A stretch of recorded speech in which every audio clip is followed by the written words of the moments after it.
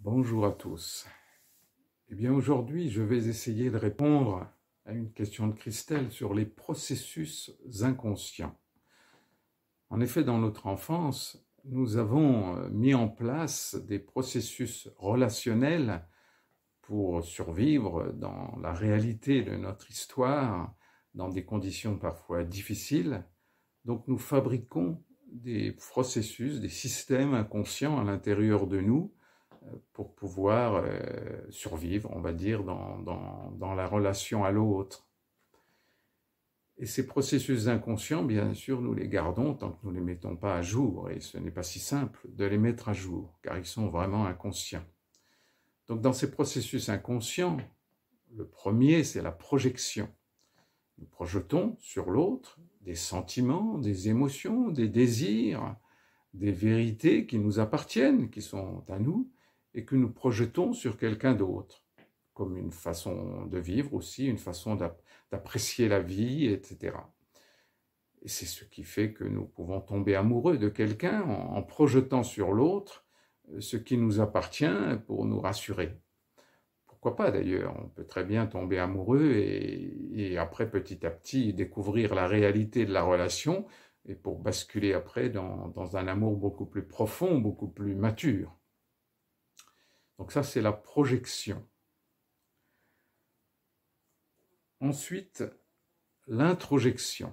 Alors l'introjection, je m'attribue à moi ce qui est à l'autre, ce qu'il a découvert lui-même dans ses expériences et que moi, je ne fais que prendre sans avoir vérifié moi-même dans mes propres expériences si je suis complètement en accord avec ce qui est dit. Par exemple, un conférencier ou un maître spirituel qui fait une conférence et que je vais répéter sans l'avoir moi-même expérimenté dans ma vie intime, dans ma vie relationnelle avec les autres. Donc, au lieu de faire tout ce processus d'expérience, je saute une étape pour me rassurer et peut-être pour me faciliter ma vie, mais c'est une façon détournée de la vraie vie, de la réalité de la vie. Alors ça, c'est l'introjection. Ensuite, la déflexion. La déflexion, c'est par exemple, j'ai une colère ou un sentiment amoureux ou un désir, mais que la personne à qui est destiné ce sentiment amoureux, ce désir, la peur m'empêche de lui donner une colère, par exemple. Donc, par exemple, une colère, je vais faire une colère sur mes enfants qui me sont par nature soumis, alors que cette colère est destinée à mon patron, à mon mari, à ma mère, à mon père, et donc je vais donner cette colère à des gens à qui elle n'est pas destinée. Évidemment, ce n'est pas juste du tout. Donc l'important, c'est de devenir assez mature pour aller oser s'adresser à la personne à qui est concerné ce sentiment, cette émotion. La rétroflexion. Alors la rétroflexion, c'est un peu, je suis en colère contre quelqu'un, mais la culpabilité qui est en moi depuis X temps fait que je vais je vais me redonner à moi cette colère, je vais me punir moi-même de quelque chose que je n'ai pas fait, et simplement au lieu d'oser mettre une sanction ou d'oser me positionner face à quelqu'un d'autre, eh bien je vais me punir moi-même en m'infligeant des contraintes qui ne me sont pas destinées. Ça, c'est la rétroflexion. Ensuite, la proflexion. Alors la proflexion, c'est tout simplement la manipulation.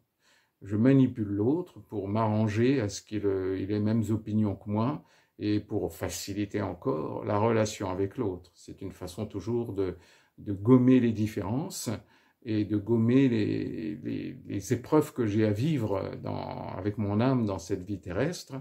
Donc je manipule tout pour m'arranger à ce que les autres pensent comme moi, ont les mêmes désirs que moi, les mêmes attentes que moi. Ça, c'est la proflexion. Ensuite, la confluence. Alors la confluence, c'est comme deux rivières, vous savez, qui arrivent et qui se rejoignent, hein, comme un confluent, et les eaux se mélangent et ne font plus qu'une seule rivière. Donc la confluence, c'est ça, c'est supprimer la différence, tout simplement, la fusion entre deux êtres, qui est bien agréable à certains moments, c'est pourquoi pas, hein. Mais ça ne peut pas être un chemin de vie permanent, cette confluence avec l'autre, hein. C'est une façon de se nier soi-même, ses propres désirs, son propre chemin de vie qui est obligatoirement différent de celui de l'autre, y compris avec la personne à qui l'on vit. C'est tout à fait normal d'avoir des moments identiques, des moments semblables à vivre, mais aussi chacun ayant des choses, des chemins de vie personnels à vivre sans être toujours avec l'autre. Ça, c'est la confluence. Et je vais terminer par un autre processus que j'appellerais la situation inachevée, c'est-à-dire tout simplement quelque chose que je n'ai pas fini dans mon enfance.